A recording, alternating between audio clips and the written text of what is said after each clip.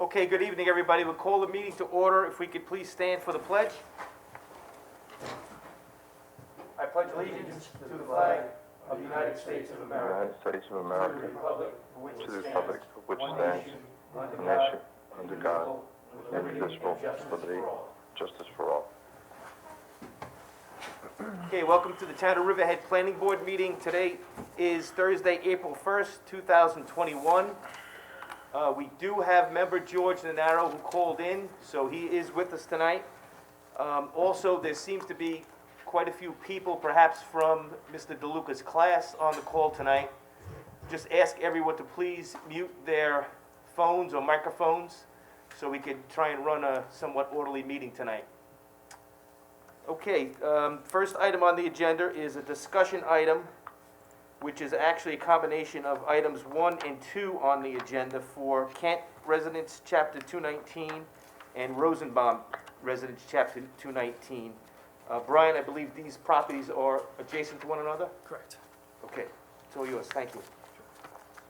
The Planning Department has received and reviewed 2 Chapter 219 applications seeking approval to perform improvements relating to the reinforcement of the bluff on 3 parcels, 2 main parcels.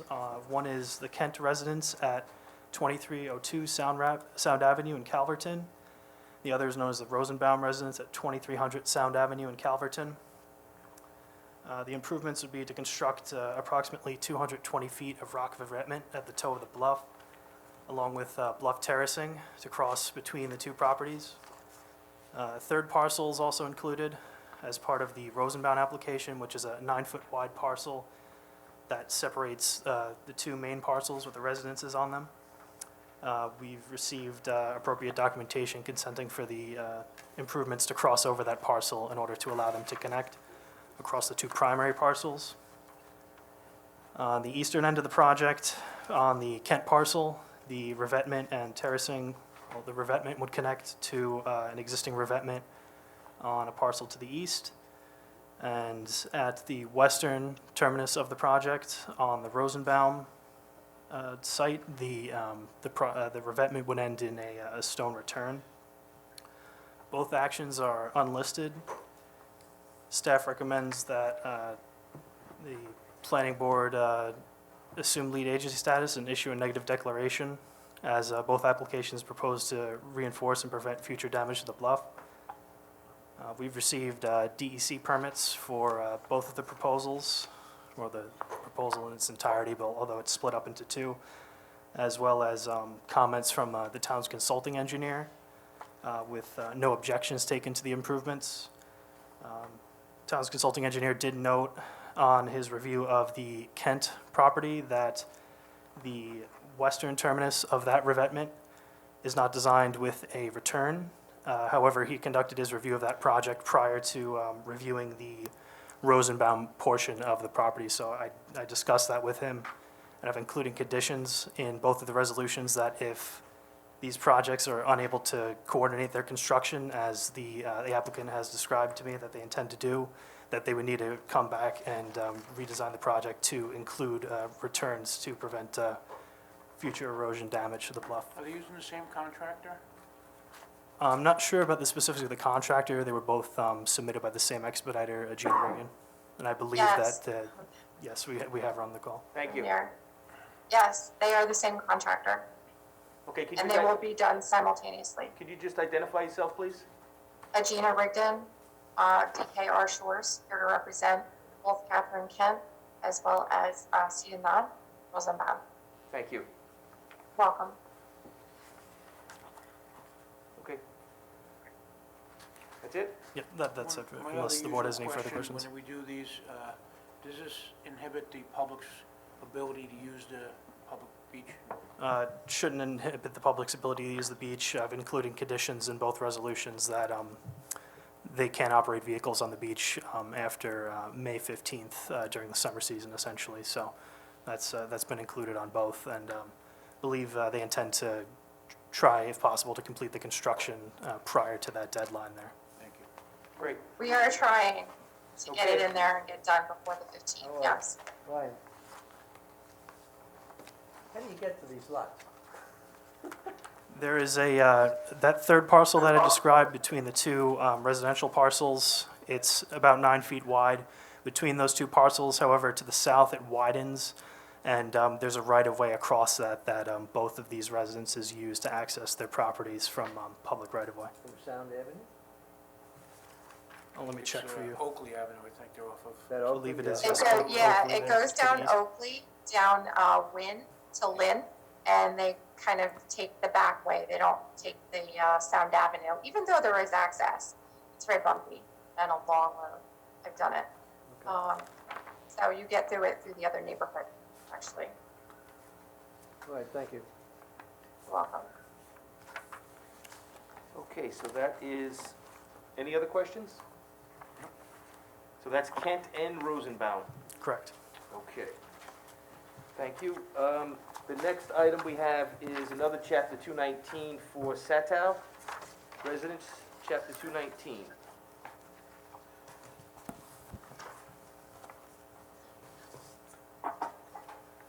The Planning Department has received and reviewed a Chapter 219 permit application seeking approval to install a 49-square-foot hot tub and new surrounding decking at the rear of an existing residence at 776 Sound Shore Road in Jamesport, as well as to trim existing currant bushes near the top of the bluff. Proposed action is unlisted action pursuant to SECRA. Coordinated review is optional and not recommended. Staff recommends that the planning board assume lead agency status and issue a negative declaration, as the town's consulting engineer has reviewed and taken no objection to the proposed improvements, and there are no foreseeable negative environmental impacts from the proposed improvements. The subject parcel is presently improved with a 2-story frame, single-family dwelling with a rear deck and a stairway leading down from that deck. There's also a beach access stairway and a number of different terraces or retaining walls around the northern part of the parcel. The main proposal of this application is that the installation of that hot tub and the decking to surround it, which would they'd both connect to the existing decking in the rear of the residence. As the hot tub is not something that is specifically allowed by code by Chapter 219 within a bluff area, this application will need to seek a variance in order to proceed with any approvals for that. Is it gonna go on a concrete base? Yeah, it would be on a concrete base that's approximately the same size as that hot tub, about 49 square feet. In my staff report, we have Figure 6. This shows that area where that hot tub and that decking would be installed. And the limits of that decking and that hot tub wouldn't extend past the edge of the existing house or that last step on the existing staircase. I believe we should have a representative for the application, Mike Kimak, on the Zoom call. Brian, the variance, can we act on this before they have a variance, or? The resolution I prepared for this is just to declare secret for Okay. it so that it can proceed to the ZBA to seek that variance. And then if they are granted that variance and they want to continue with the proposal, they would return and then, And they need the 219, not for the hot tub, but for the other work? well, they would still need the approval under 219 from the planning board, but they first need to seek that variance from the ZBA. So Okay. they would come back Or DEC? from the ZBA, the Zoning Board of Appeals. So again, if they do receive that variance, this would be scheduled again for a brief discussion, update, and then an Okay. approval resolution if it's deemed appropriate. The trimming of the currant bushes, however, that is something that is allowed underneath under 219, as long as it's done pursuant to conditions in a permit that is issued by the planning board. So Okay. that aspect wouldn't need to seek a variance, simply the decking and the hot tub. And a denial letter has been issued and provided to the applicant. Looks like a nice place to put a hot tub. Is the applicant on? Do they want to say anything? I visited today, it is a nice place. No? Okay, we may not have someone on. Okay, that's okay. Couldn't get to the backyard, I got blown away with the wind. Oh, the wind? Very neat, very operation, and can't attest to the fact about the hot tub and its stability or not yet. That's all. I'm sorry, what was the concern? I'm sorry, I didn't quite catch that. I visited the site, but couldn't get to the rear of it Oh, okay. and to see if all the work was completed, but I'll go back. Yeah, I did conduct a site visit recently, about a week ago. Those improvements relating to the hot tub and the decking, they're not currently improved there. I know from the history of the project, there was an additional 219 application that was submitted and approved prior for the reconstruction of the residence on site. But that's a separate application, so none of the improvements proposed under this have yet been installed there on site. But we do have comments from Vinnie Gaudiello, town's consulting engineer on the project, and he took no objections to the positioning of a hot tub there. Say that again. I have trouble hearing you. I'm sorry. We did receive comments from the town's consulting engineer, Vinnie Gaudiello, and he did not take any objections to the installation of a hot tub at that site from an engineering perspective.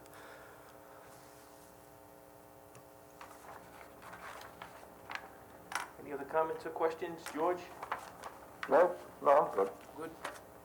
Okay, thank you. Thanks, Brian. Thank you.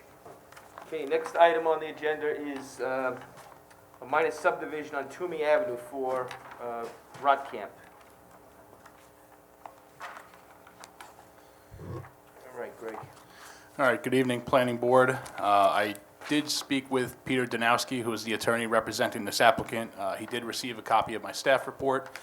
He was unable to attend the meeting tonight, but he had no objection to my presenting it. If there's any questions, he just asked that I relay them to him, and he will answer them accordingly. So what we're reviewing is a two-lot minor subdivision application, which seeks to legalize a two-lot minor subdivision of an existing 21.3 acre parcel, which was previously divided by deed of development rights. The proposed subdivision would create two lots, one being 19.46 acres with development rights sold to Suffolk County, and a 1.83 acre parcel with development rights retained. The proposed subdivision is a type 2 action pursuant to SECRA, as the proposed two-lot minor subdivision conforms to the dimensional regulations of the Agricultural Protection Zoning District. As it is a type 2, no further environmental review is required. The two subject parcels identified as tax map numbers 61-2-7.4 and 7.5 are located on the east side of Toomey Avenue in Bading Hollow, and they have a combined frontage of approximately 2,500 feet along Toomey Avenue. As I said, they're located within the APZ zone, and the subject parcels are presently vacant and engaged in agricultural production. Suffolk County purchased development rights from the northern 19.46 acres in 2018, and that deed of development rights was recorded with Suffolk County Clerk in October of 2018. The parcelization of the two lots as they presently exist is a result of Suffolk County Real Property Services getting the deed of development rights. However, they were never formally subdivided by the Riverhead Planning Board. As you may recall, the same farmer, Mr. and Mrs. Rotkamp, they had a similar application on, I believe it was Deep Hole Road a couple of years ago, where they sold development rights to a farm parcel but retained a building lot. They subsequently came in to do a subdivision because the Suffolk County Department of Health Services, when they went to go apply for building permits, didn't recognize that as a lot. So approval of this application would allow them to actually build a house on that retained development rights parcel. Subject parcels, although they are not located within the Riverhead Water District or any of its extensions, the town board authorized an execution of water service agreement with the applicants, which was approved by the town board by resolution number 2020-654, dated December 15th, 2020. That agreement approved an out-of-district water connection subject to certain conditions. As of the publication date of this report, that water service agreement has yet to be executed and signed by both the applicant and the supervisor. That is true today. I did speak with Mr. Danowski, and that water service agreement has not yet been fully executed. The plan has been referred to the Suffolk County Planning Commission with review and comments forthcoming. And as with all subdivisions, the approval of the subdivision will require a Suffolk County Department of Health Services approval prior to the signature of the Mylars.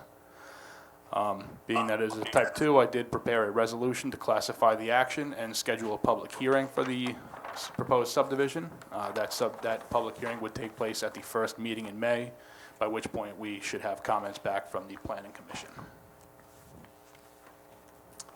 That's all I've got. I just have one thing. I'd like you to note that when we get to approving the subdivision, I would like to indicate in that they install a smart controller on the irrigation system.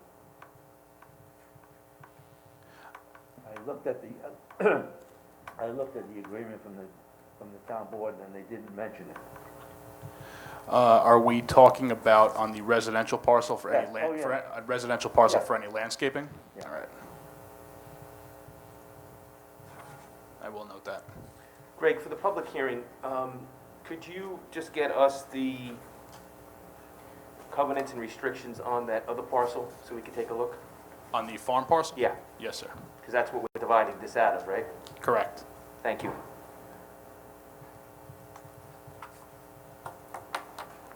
Any other questions? George? I have none. Okay. Thanks, Greg. Next item on the agenda is application for Atlantis Calverton for facade improvements and change of use. This one we've had before, right? Yeah. That is correct. So just to give you a brief recap, we do have a new application to perform interior and exterior alterations to an existing gas station with convenience store and auto repair shop. It would convert the interior into a convenience store, as well as a 16-seat Dunkin' Donuts restaurant, as well as perform exterior facade renovations, lighting improvements, and landscaping improvements. This application was previously reviewed by the Planning Board in late 2017 and was approved by the Planning Board in 2018 by resolution number 18-002. Unfortunately, pursuant to Town Code, the final approval granted by that resolution was valid for 36 months. The applicant unfortunately did not request an extension, so they had to resubmit an application. Again, this is an administrative site plan application, so the proposals contained within this current application are exactly the same as they were as the one that was previously approved. The Planning Board at that time did schedule a public hearing. There was no public input at that time on the application.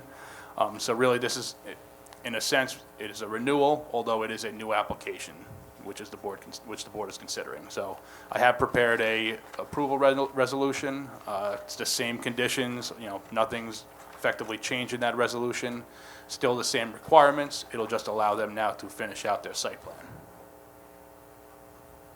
Nothing else changed. Nothing different. Nothing, the plans are exactly the same. They're going to be bringing all the lighting into dark sky compliance, providing a new robust landscaping scheme, and other improvements. And donuts. Yes. We do have, Keith Brown is here for the applicant. If the board does have any questions, you can answer them. I am. Thank you, Greg. Welcome. I don't have anything. I mean, we've gotten this one. I have one question. Okay. I have one question. The front of the building, as is close to the pumps, and you'll have all the traffic moving in and out. Do you have any barriers placed in that area, or are you going to place any barriers in the area to stop any vehicle intrusions into the building? You mean like some bollards? Yes. Take a look quickly at the site plan. There are no bollards proposed. I mean, I've got the plan in front of me. There are no bollards right now. There are no bollards proposed. I mean, there is a small curb. But I mean, the footprint of the pumps, the footprint of the actual gas canopy is not changing. The cars, they would pull in an east to west orientation, kind of parallel with the building. But yeah, there is no building protection proposed right now. Yeah, I'm not seeing any on the site plan, but that being said, if the board member would like, we could certainly add some bollards right in front of the front entrance. I think that would be a good idea. It's not an issue. Okay, I think that would be a good idea. Okay. If the rest of the board agrees, we can amend the administrative approval to just require some protective bollards in the front of the building. That's not a big lift. Fine. fine. All right, so we'll amend that resolution accordingly. Any other questions? None. All right. Thank you, Greg. Very good. Thank you, Mr. Chairman. Thank you, board members. Thank you. Okay, next item is 1535 Old Country Road. This is for the car wash, correct? That is correct. No, I don't get to come up here very often. I have good staff. This is an application for removal of an existing single-family residence and barn located at the southeast corner of Pulaski Street and County Road 58. We have a resolution on for your consideration tonight to grant preliminary site plan approval. This application's been around for a long time. The subject property is located in the Business Center District, and on June 2nd of last year, it got the special permit granted by the town board with 12 conditions. Public hearing was held by the planning board in August of last year, and a summary of those are included in the resolution for your consideration. The applicant has complied with the majority of the recommended revisions to the plans. Those that are outstanding remain as conditions in the attached resolution. There was one deficiency. We did get an updated title report. It was reviewed by the town attorney's office, and they need a couple of additions to it. One is that they need the title report to be certified to the town of Riverhead for a minimum of $1,000, and it needs to include a 50-year chain of title. I spoke with planning board counsel before the start of the meeting, and he said that that could be added as a condition of approval, that we get an updated title report with those two changes made. The majority of the remainder of the revisions to the plan, most of them are by the engineering department, having to do with grading and drainage. There's some minor landscaping additions that we'd like to see. The cross-access is going to be noted for emergency only.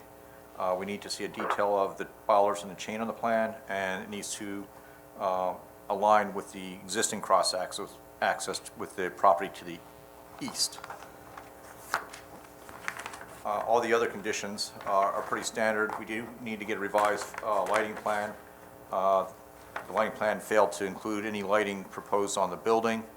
That needs to be shown in the plan, and the plan revised accordingly, but that can be included with the final site plan application. And that is it. So you have a resolution on for your consideration later tonight. If you have any questions, be happy to answer them. Was there anything that wasn't agreed to as per your recommendations? I'm sorry? Was there anything that wasn't agreed to as per your recommendations? Nope, It's just they're gonna go in the final? that is correct. Okay. Mr. Chairman? Mr. Chairman? Yes, I can hear you. Yeah, hi, Martin Solowski, architect representing the applicant.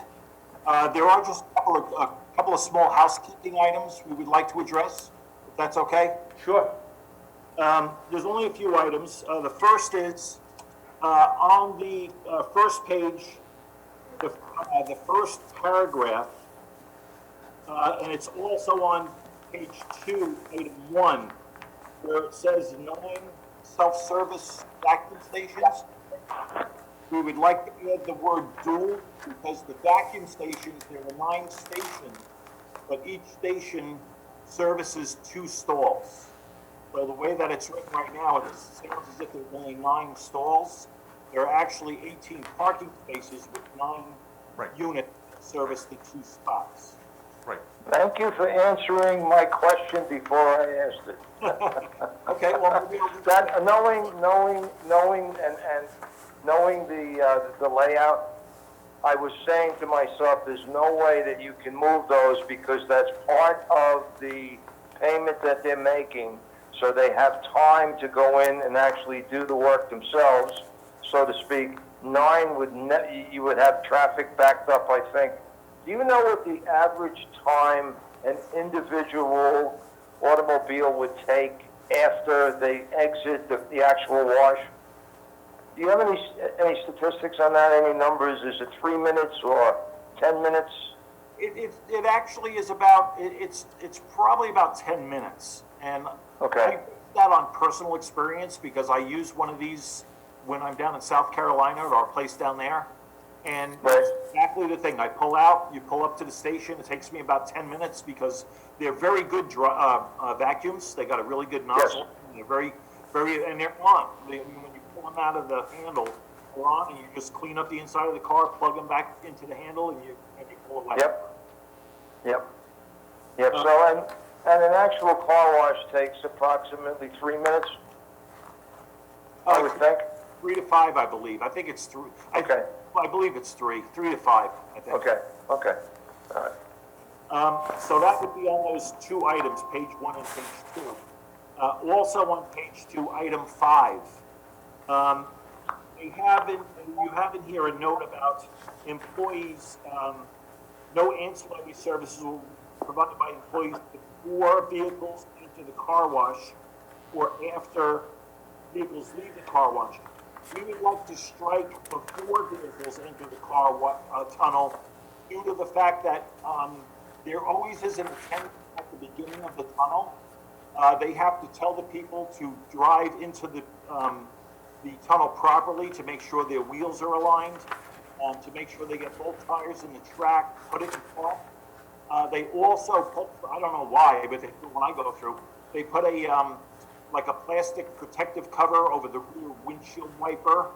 And if there are any things on the car that the owner's not aware of, like an antenna or something that might be damaged, they would bring that to their attention.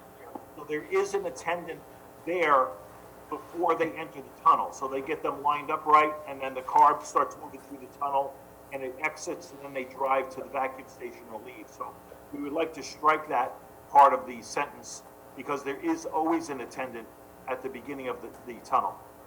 I think that's consistent with the car wash use. right? Marty, those are conditions verbatim from the town board special permit, so we cannot strike a condition that was imposed by a prior board. But what you're talking about is not what's envisioned here. What's envisioned here is that you're not going to be doing any auto detailing or, anything of that nature. So Okay. this does not include anything that you just mentioned. Okay, if then when we have the final site plan resolution, if the verbiage would just be amended to not negate the town board site plan, special permit, but to just have the verbiage that there's an understanding that there is an attendant there when they enter the tunnel. You could put that somewhere else. Yeah, we can put it somewhere else. We just don't want to have the thing written without any notification of it, because we could then get a violation if they see somebody in the front of the tunnel, helping people get their cars or directing them. Well, we do have in the budget, Marty, a car wash police department, so, With cameras. Greg and Brian are gonna be busy during the summer months. The third item, We'll massage the language in the final conditions. that would be great, thank you. The third item we have is on the cross-access. We have reviewed this, we have actually complied with the cross-access for emergency vehicles. The only thing that we didn't do is when we changed the drawing, the striping on the Riverhead Bay Motors side for the no parking area for the cross-access is actually wider than the cross-access. It's just when my guy revised the drawing, he missed changing that part of the hatching. So the hatching, it's basically a 15-foot wide cross-access. It's approximately 1.5 parking spaces. Right. So we just want to eliminate that striping from the VW side for final site plan and Mylar. Marty, it's in the resolution that they just align with one another, so we'll take a look at the adjacent VW Subaru dealership, what they have, and take a look at what you have, and just make sure that they match up with one another. Right, and actually, if you look, Jeff, we actually show the VW cross-access on our drawing. I saw that. We did the site plan for VW, so Yeah. it's exactly per the resolution from the VW site plan. Okay, we'll review that before the final. Okay, we just wanted to note that it won't be as striped the way it's shown on our current plan. Right. Yeah, we'll fix it before the final. Thank you. The last item that I would have would be on page 6, item 5, with regard to the SWIP. Our understanding that the SWIP is for on-site construction operations. So we feel that the SWIP approval should be prior to building permit, not prior to site plan approval. because the SWIP is part of the on-site construction process, and it's required for a building permit. As you're aware, we have to file an NOI with the DEC, and a bunch of things done in order to get the SWIP, which is the big lift before site plan approval. So we would like to. It's got to be final approval. That's what's in the DEC language. Yeah, isn't there a lot of material gonna be removed from the site? Yes. Yes. So it's going to require Chapter 229 from the town board. Okay. I mean, we know that we will have a SWIP, a SWIP requirement. We just would prefer to get the SWIP approval as a condition. We can't do anything on site without a building permit. So we would rather that the SWIP and the approval be prior to building permit. I believe by town code requires final approval. That's what it says, because I'm gonna find that now, but. no, but I'm almost 99%, I'm 100% certain of that, because that mirrors what's in the DEC regulations. So it's a DEC regulation, it's a town code regulation. I don't think we can deviate from that. Marty, they're gonna look up what the town code says specifically, and we're gonna have to follow whatever it says. Okay, I appreciate that. I just would like to look at that, because I believe it should be for building permit.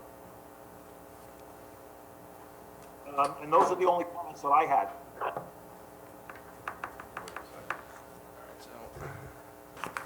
All right, so Town Code Section 301-303C is Stormwater Pollution Prevention Plan. It says that a stormwater pollution prevention plan consistent with the requirements of Chapter 275 shall be required for site plan approval.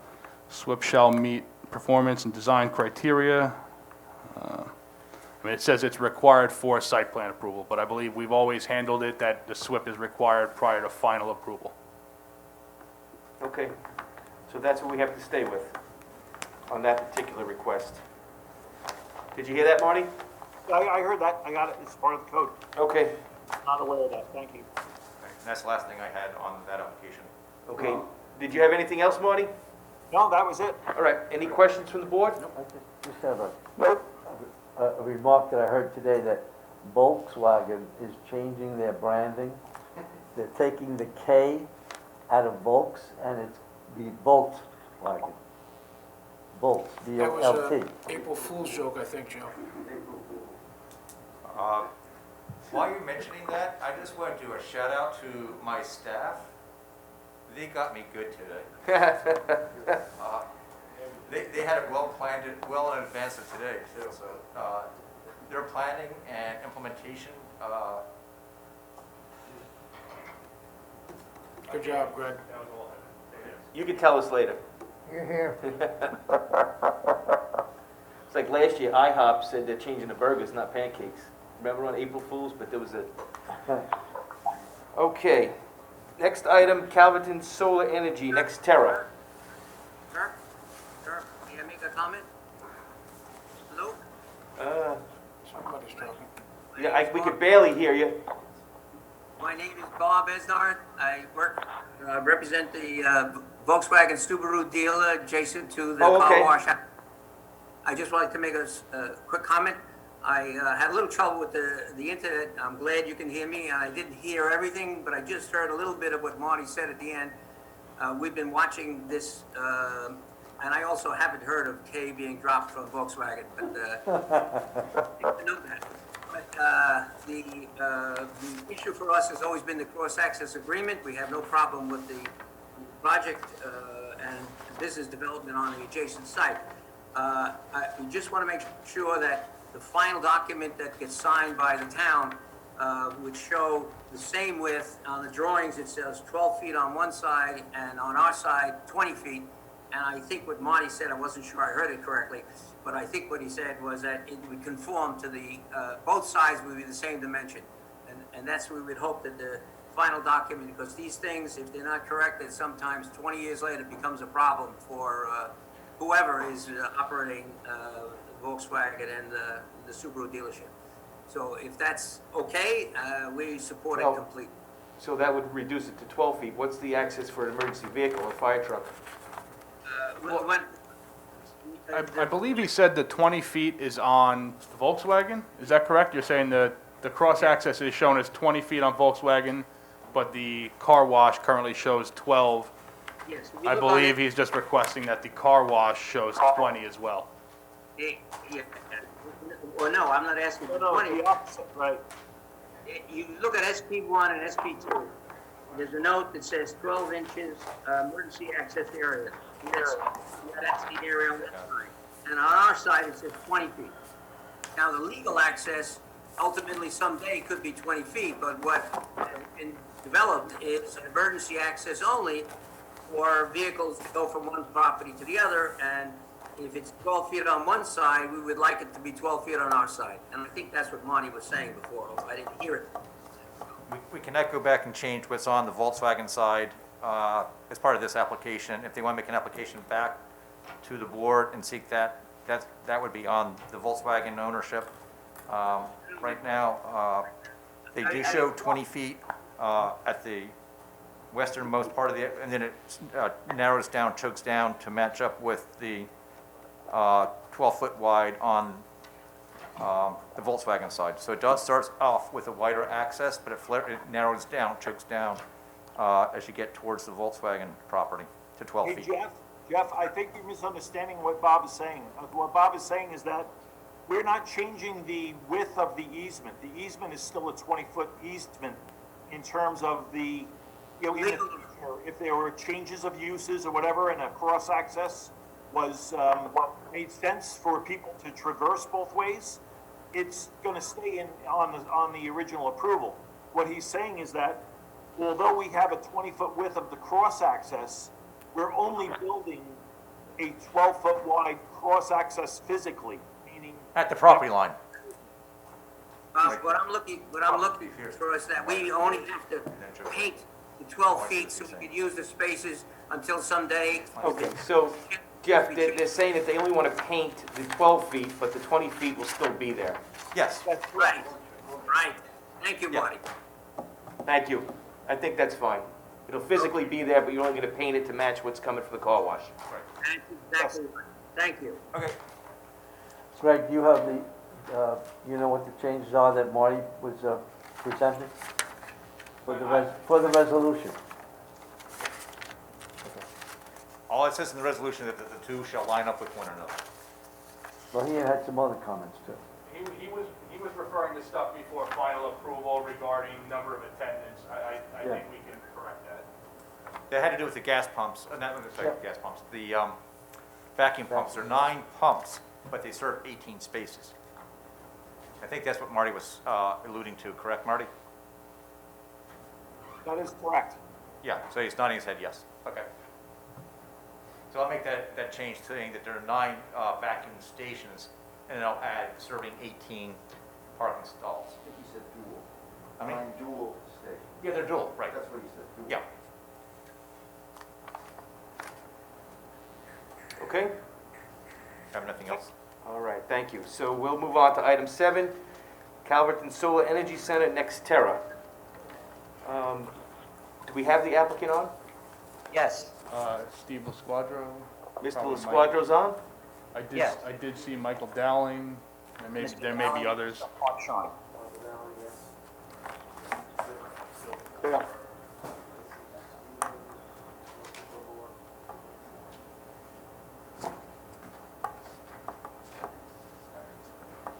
Okay? All right, so we did receive the letter from the town board that the planning board requested back in February. It was signed by 3 town board members, and it explains their position on the secret process and what was presented to the difference between what was presented to the planning board and what the town board approved as a special permit. And then I also have a letter here giving some guidance to the planning board from our attorney, Dick Ehlers. So if I could, I'm going to ask Mr. Ehlers to come up and maybe just summarize both of these letters for the planning board.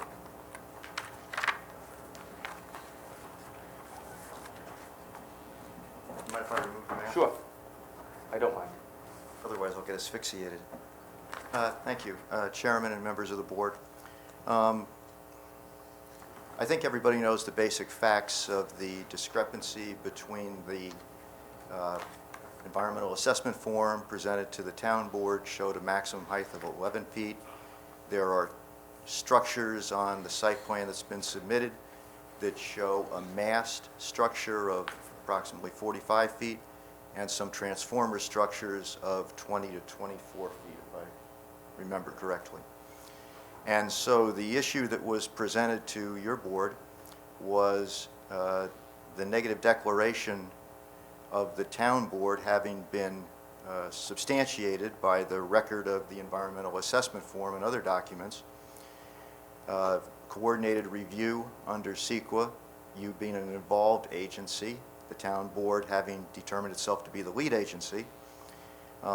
There was initially a thought that perhaps this should go back to the town board to reopen their evaluation, either over the issue of the permit itself or additionally over their CEQA record. They have issued their permit, the special permit, and I just want to pause on the special permit for a moment. That's a use decision. So the use of this property is a permitted use, specially permitted by the town board. That's not special in the sense like it's exceptional. It's if you meet the performance criteria, you are allowed the use. So the town board the town board question was, does this thing meet the performance criteria to be allowed to be there? It was not a site plan decision. The reason that the size of the structures gets involved is that the town board, being the lead agency, had an environmental assessment form that listed the maximum height of structures, which they chose to designate as 11. So the town board determined the special permit to be appropriate, so the use is permitted. So then the next step is for them to come to you for a site plan, and it's just the same as any other site plan. There's no town board approval of the site plan. So I just sort of want to differentiate the two concepts. So anyway, the town board, being the lead agency, properly having designated themselves, properly having noticed your board of their determination to be the lead agency, properly having held their proceedings on the designation as lead agency, and subsequently issuing their negative declaration and publishing that as appropriate and disseminating it as appropriate, that negative declaration becomes binding on your board. The town board, having issued their permit, their record is closed at this point. So I think the interest of your board to have the town board confirm that what they thought they were approving was in fact what it turned out to be was appropriate from a intramural standpoint, but it's not a binding decision. The letter they sent you wasn't a binding redetermination. Right. It's not like they went back and reviewed it and said issue it again. They've just said to you basically, if we knew that when we determined this use to be appropriate, we would still determine the use to be appropriate. And so now you're confronted with an appropriate use, and you're confronted with a site plan. And so the second part of my opinion then is that you should utilize your normal site plan review prerogatives. You know, how big, how tall, how wide, what color, shrubberies, as Supervisor Janoski used to say, and you know, those things. So you know, I think that's the current status of the matter. You've had a public hearing that you've opened, and obviously you can't close that or deal with that hearing tonight because it's not a public hearing night, so you need to make a decision whether you want to go forward with the hearing, and then appropriately indicate that through resolution or otherwise, and do your normal site plan review. So I guess my message is it's a site plan just like any other site plan at this point, and all of the normal review procedures and standards that you would look for. The town board cannot, through the negative declaration, prohibit you from asking for studies or anything else. Whatever, you know, whatever you would normally do. It's your site plan at this point. So that's Okay. that's my opinion. Thank you. Any questions on that? Or? No, that's pretty clear. Okay, thank you. Okay, so with that, we got what we requested from the board. It didn't change their position as far as the use goes. However, we still have the concern that was presented at a previous meeting of the height of the structure as part of the site plan approval process and the height of the step-up facility. So I'm going to ask Mr. LaSquadro at this point, or one of your reps, are you willing to relocate that step-up facility and or the height of that tower further back off of Edwards Avenue? Well, just a few things, Mr. Chairman, and thank you for the opportunity, of course, to speak. There is no tower. Just to be clear, it's a lightning rod.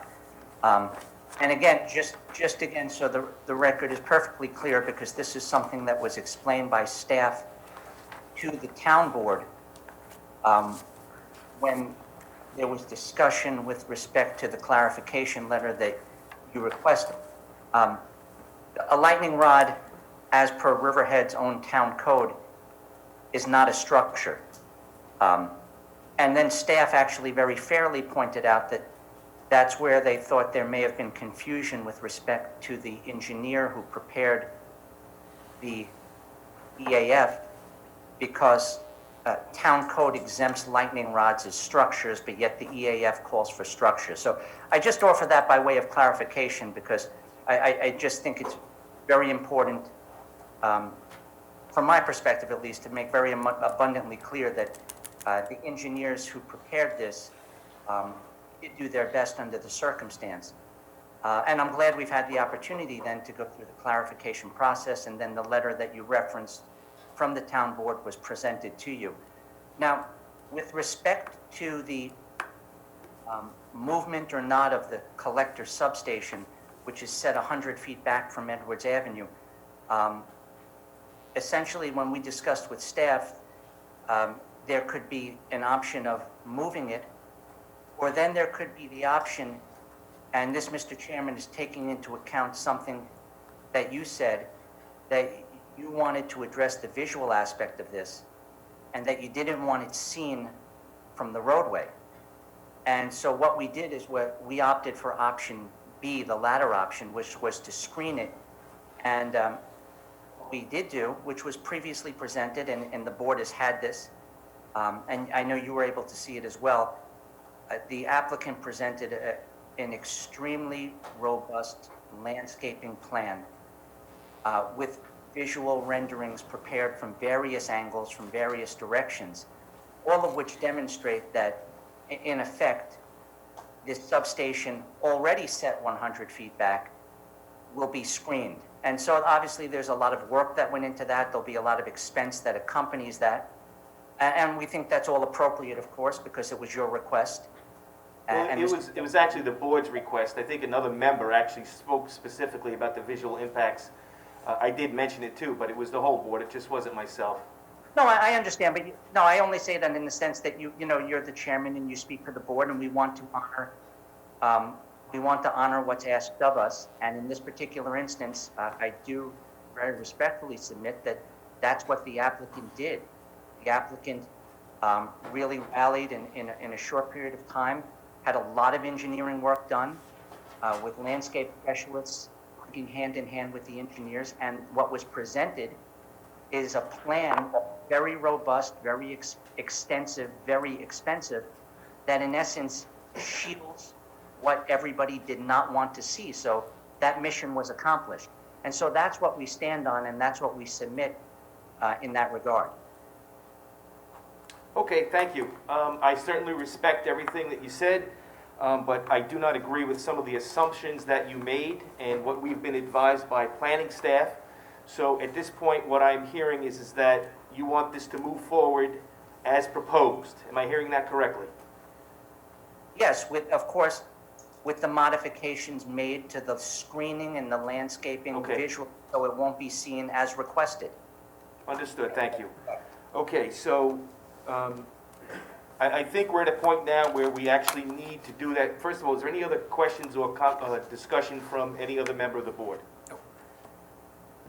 Okay, so I think we're at a point now where we should in fact move this forward, understanding what this board had asked for, and what you're offering. We do have one other issue about posting the adjourned public hearing. So would you be able to repost it by the 15th, 10 days prior to the 15th, so that we could reopen it and potentially close it at the next meeting?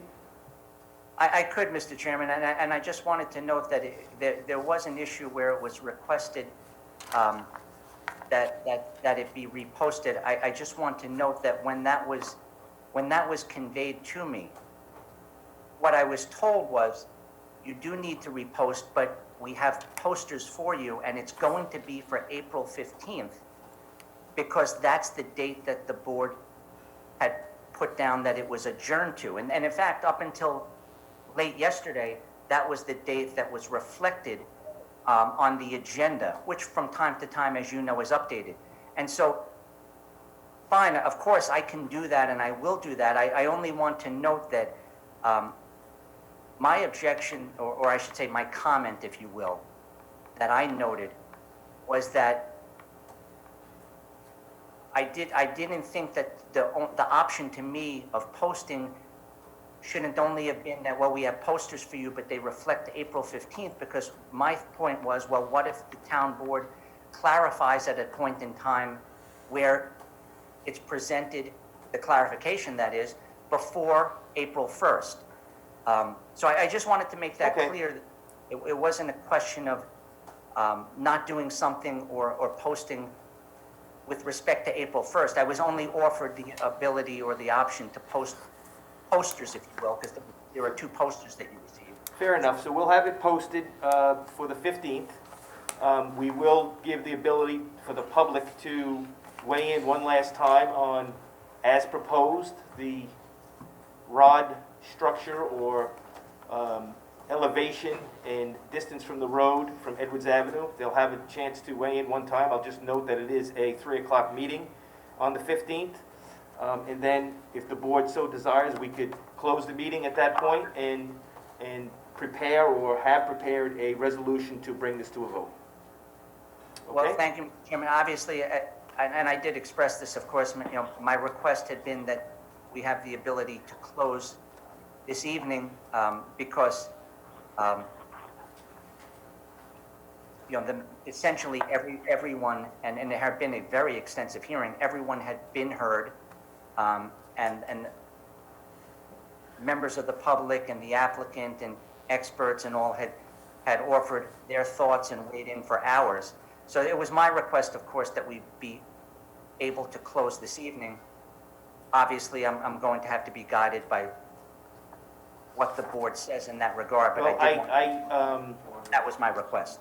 I understand, and for the same reasons why it wasn't posted, because you were waiting for the town board, I think now that we know that this plan is going to be contemplated by this board as is, I think we need to give the public the chance to, you know, give us further opinion. It may be brief, because now this is what it is. We didn't know exactly, and that's why we left it open. So, you know, it's a similar reason that you just explained, and I think it's only fair to the public. And, you know, the 15th is going to be the day to move this forward.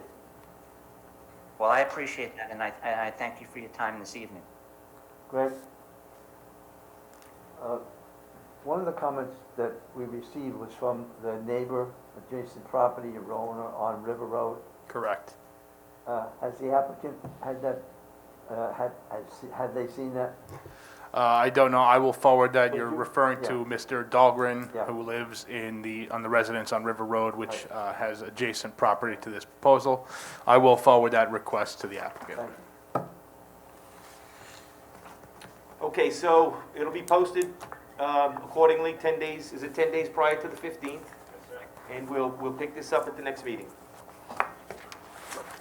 Okay? George, you have anything?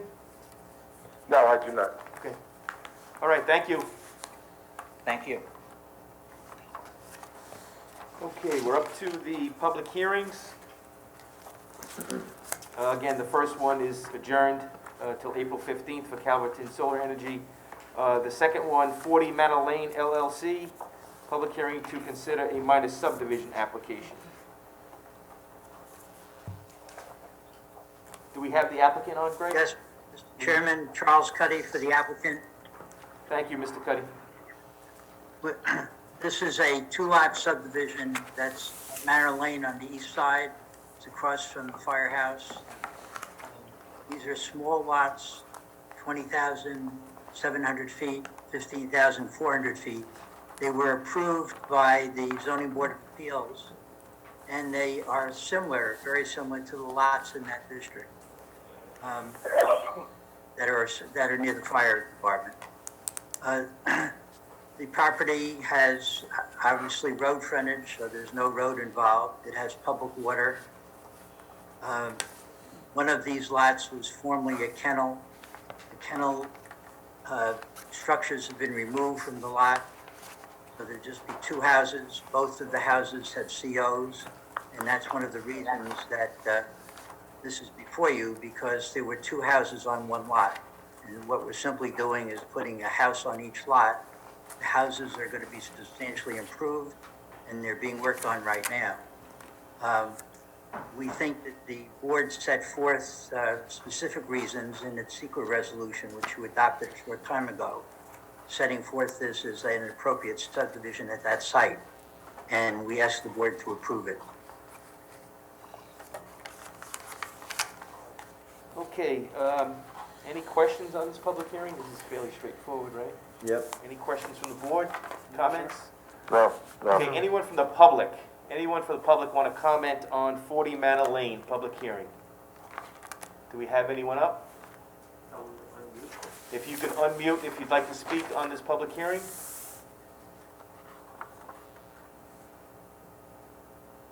I don't see anyone trying or waving or, No one spoke at the zoning board. okay. All right. Would like to close the hearing?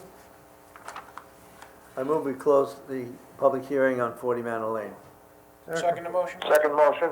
Motion made and seconded to close the public hearing for 40 Manor Lane LLC. All in favor? Aye. Aye. Aye. Opposed? Public Thank hearing is you. closed. Thank you, Mr. Cuddy. Thank you. Okay, item 3 on the public hearings, Peconic Iron Works. Is the rep on for this, Greg? I believe we have Doug Adams from Young and Young. Yes, I'm here, guys. Can you hear me? Yep, hi Doug. Yep. Good evening, everybody. Yeah, I think planning staff is well aware of this application. Greg knows the staff has reviewed this and pointed out some variances that they actually recommended we get variances for. We went through that process and we're basically back to the planning board now to finish out the site plan before you.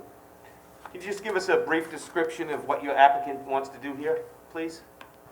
Yeah, they're just kind of crunched for space inside the building where they fabricate with steel, and they had an opportunity to get their hands on a modular structure that they'd like to use just for your office. They feel it's more appropriate for folks visiting to place orders and stuff, to not be in the shop area, and that's really the basis for this. They want to stick it nice and close to the building, up in the front, improve the front entrance of the building area, the visual aspect from Cromwell Avenue, and do whatever necessary improvements are required to make that happen. Okay. We did have this on a couple times as a discussion item. Are there any other questions or comments from the board? No. George? No. Okay, the public. Anyone from the public want to comment on Peconic Iron Works on 168 Cromer Avenue? Anyone from the public? Okay, I don't see anyone unmuted or waving that wants to speak, so I'll make a motion that the public hearing be closed for Peconic Iron Works. So moved. Second. Seconded?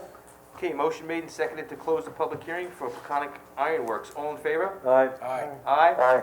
Opposed? Okay, the public hearing is closed. All right, resolutions. Any public comments on resolutions before we take them up for votes? Any comments on resolutions? Okay. All right. I'll move resolution number 31, for 1535 Route 58 LLC, site plan approval to demolish a single-family residence and barn, construct an automated car wash. So moved. As amended. As a- I'll second it. Okay, motion made and seconded to approve Resolution 31, 1535, Route 58 for a car wash. All in favor? Aye. Aye. Aye. Aye. Opposed?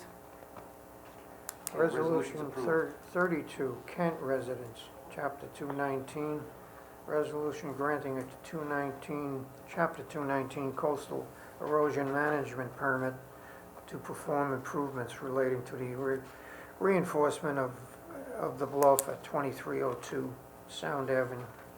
Second the motion? Motion made and seconded to approve Resolution 32 for Chapter 219 at the Kent residence. All in favor? Aye. Aye. Opposed? Resolution's approved. I'll move resolution 33 for the Rosenbaum residents in number chapter 219.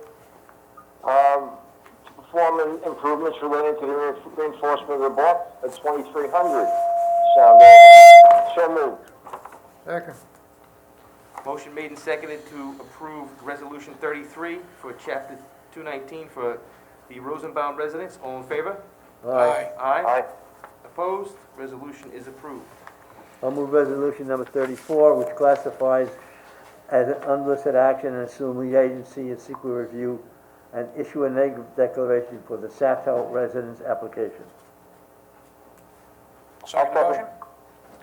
Okay, motion made and seconded to approve Resolution 34, Chapter 219 for the lead agency secret status for the Satow residents. All in favor? Aye. Aye. Aye. Opposed? Resolution's approved. I'll move resolution Are number we holding, 35, which is holding a... Rut Camp or what? I'm sorry? Are we holding Rut Camp? No, For a public hearing. it's for a public hearing, scheduled public hearing. Okay.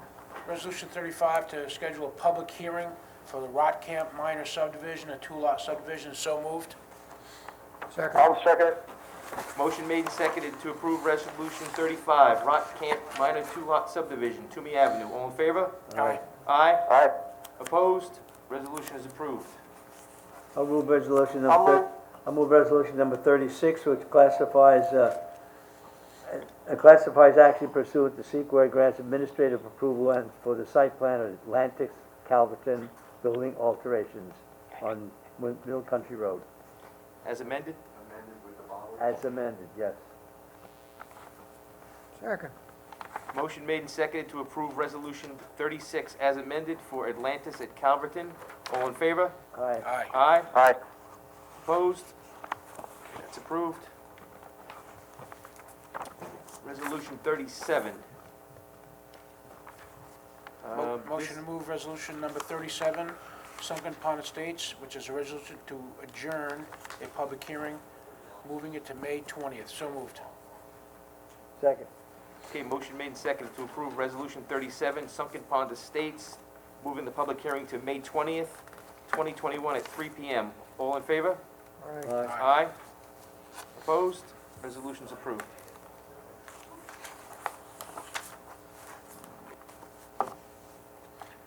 I'll move resolution number 38, Oh, go ahead, Dick. which authorizes the clerk to publish a public notice for a public hearing on site plan application 48 Cromer Avenue. Second the motion. Motion made and seconded to approve Resolution 38, 48 Cromer Avenue, scheduled public hearing. All in favor? Aye. Opposed? Resolution's approved. Okay, public comments. Anyone from the public want to address the planning board on any matter that is in front of us? Anyone from the public? You can unmute your mic. Do you see anybody trying to talk up there, Chip?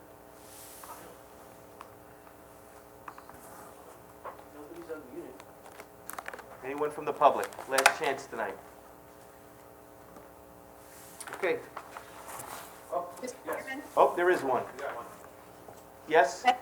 Yes, thank you, Mr. Chairman. Barbara Blass, I live in Jamesport. I'd like to briefly make a comment on the pending Nextera application, and specifically with respect to this evening's dialogue on the matter. I submit that there were several significant reasons to question the neg deck that go well beyond the problems associated with that one particular question that was answered incorrectly. Everyone knows with certainty that the record now is seriously flawed and that the town board rendered a negative declaration and approved a special permit based upon incomplete and inaccurate information on the application. I guess the town board is okay with that. In accordance with seeker, and as a result of those decisions, as your council represented to you, the responsibilities of the town board as lead agency ended, and seeker does not allow the town board to amend the record to fix those problems without rescinding those prior actions.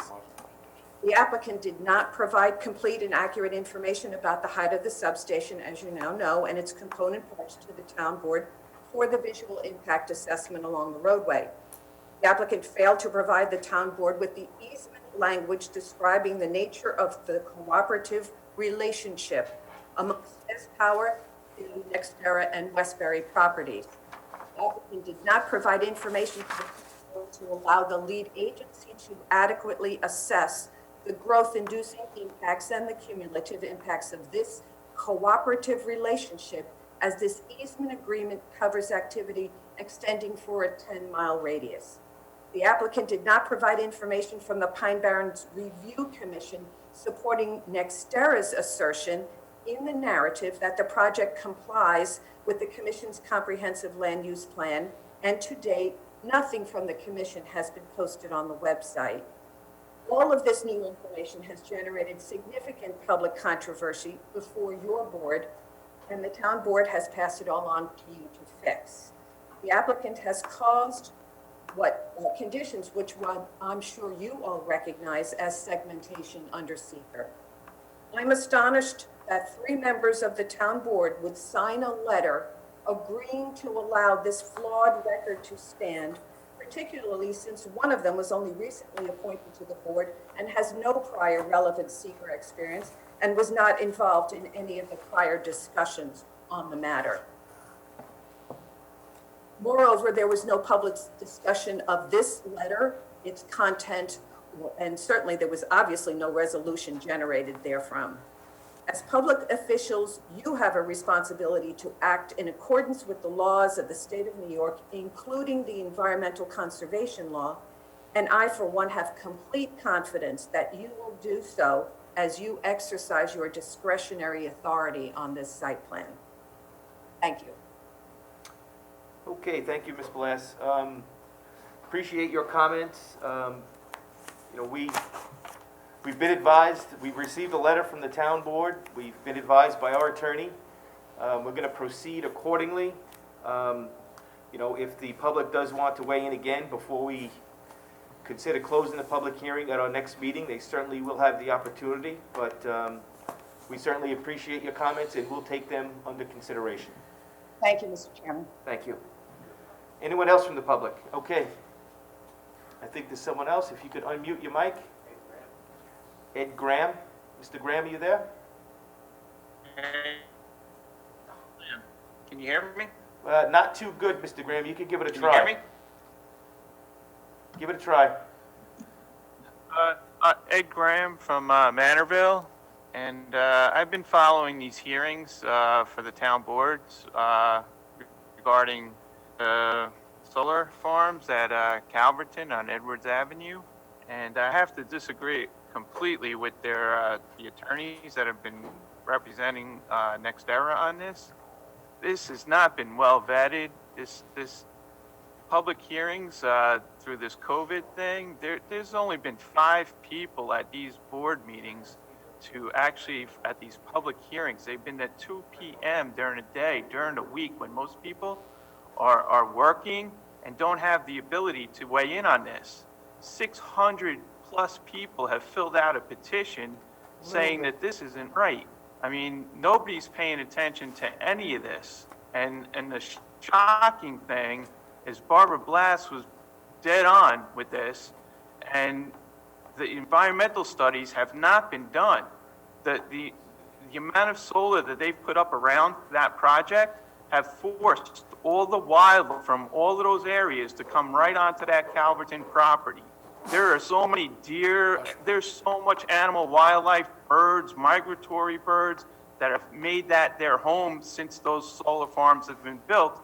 And with no environmental study, recent, that's just not even doing diligence. It's just horrific.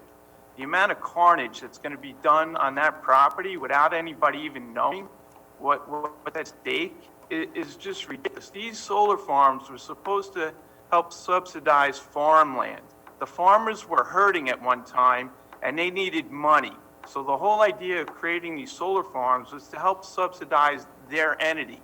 It wasn't supposed to go subsidize the whole east end of Long Island, which Calverton sees absolutely zero for. It's only, they're going to see their energy costs go up, just like California, because it's taxpayer money. NextEra, if you look, I bet you guys haven't even looked at this, which is a report done by Energy and Policy Institute regarding the history of NextEra complaints, lawsuits, and settlements. This is done by a reputable company, and they actually go and they see how they've been bullying their way through these things.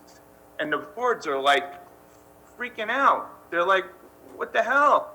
You know, we didn't have any say in this. How can you let these things go and not have the people actually be able to have a piece and say, look, we don't want 1,000 acres of solar farm. And right now, Cuomo just allowed, New York State just allowed for recreational marijuana. That could be grown on a piece of land. You got 1,000 acres that you're putting 30 years to 50 years, you're putting it off the grid. For what? Low yield energy? There's so much new technology coming out every day that they're going to look at this and they're going to look at this as dinosaurs on property. You don't need 1,000 acres to generate the amount of energy that they're looking to do. There's so much new technology, and I wish you guys would look into it. I don't know why there's a rush to make this happen when just due diligence. I mean, the economic value of that farmland, these were supposed to go on brownfields, fields that weren't even supposed to be able to be used or viable. This is not the property. That recreational facility could be used so much better than a solar farm. And this whole thing has been steamrolled, and I've been witness to this whole thing. So a lot of these people, I've been at these Zoom meetings, I've been on these Zoom calls or whatever, and I've seen how many people actually are able to make these things. There's no due diligence here. They keep saying it's been thoroughly vetted. No, it has not. And it has not been vetted. You know, like there's just too many questions that have not been answered. And to keep going along this route, just keep nudging it along, it's so unfair to the public. That's what I'm saying.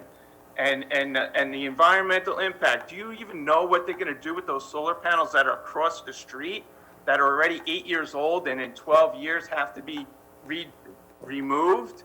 What do they do with those panels? Do you know where they're going to go? They're not going to go to a landfill. They can't be taken off the island. They're considered hazardous toxic waste. So what are you going to do with it? What's the cost of that cleanup? Do you know any of this stuff? Do you even know what chemicals are in the solar panels that NextEra says that they have magical chemicals that don't contain forever chemicals? They're going to be able to leach into the soil or the water?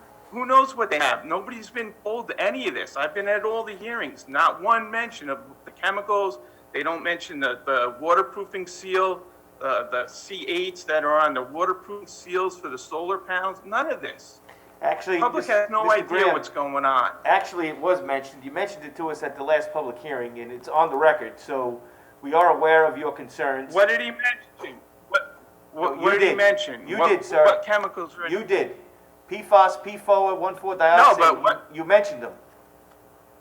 So I'm just, my only Yeah, I point is mentioned that them, but- you brought it to our attention, so it is on the They record. never, right, They they never never addressed it, is mentioned what them. you're saying. They don't know.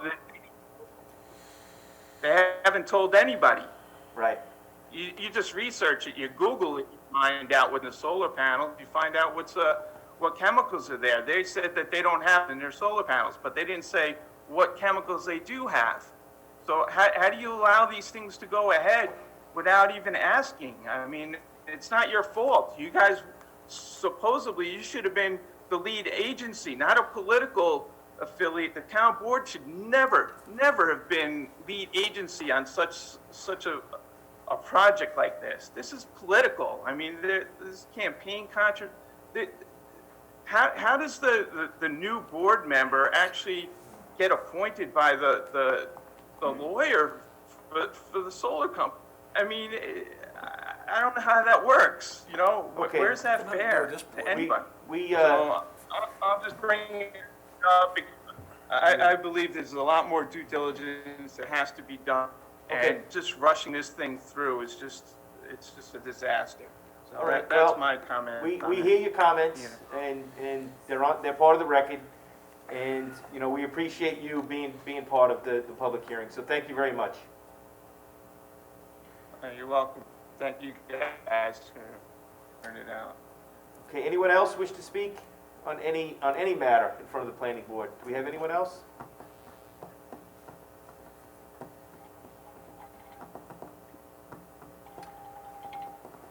Okay, the minutes from the previous meeting, March 18th, for approval. I'll move the minutes of March 18th. Okay, motion made and seconded to approve the minutes of March 18th, 2021. All in favor? Aye. Aye, opposed? Next meeting is Thursday, April 15th at 3 PM. Motion to adjourn. So moved. Okay, have a good night. Thank you. Happy Easter, everybody. Yeah, you too. Second.